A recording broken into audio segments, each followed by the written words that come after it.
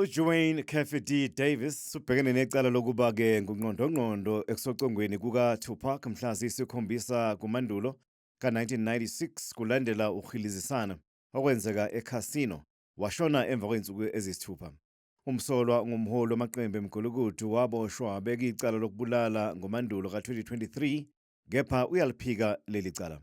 Amaphoyisa athi-ke kudala amsola kuleli cala, kepha engenabo ubufakazi kwazi kuba-ke uyazininda ngey'tatimende ayezenza ezidlangalaleni.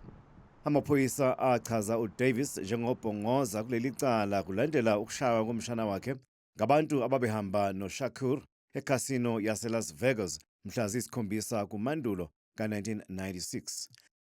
Lempi yaseCasino kusolwa ukuthi yasuswa ingxabano phakathi kwamaqembu emgulukudu amabili eLos Angeles, iSouthside Compton Crips, eholwa nguDavis kanye neMob Piru.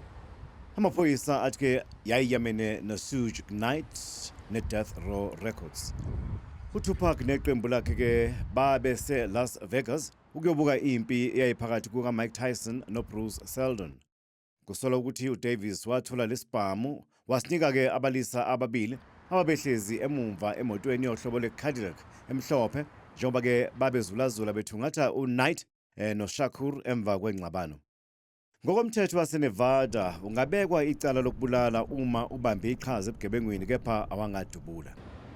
Izakhamuzi zase-Oakland lapho uTupac aqala khona umculo zinethemba lokuthi leli cala lizoletha izimpendulo. Well, let's speak of the terms of poetic justice. If he is, in fact, the actual individual that plotted, planned, and I see why the prosecutor would bring him to court.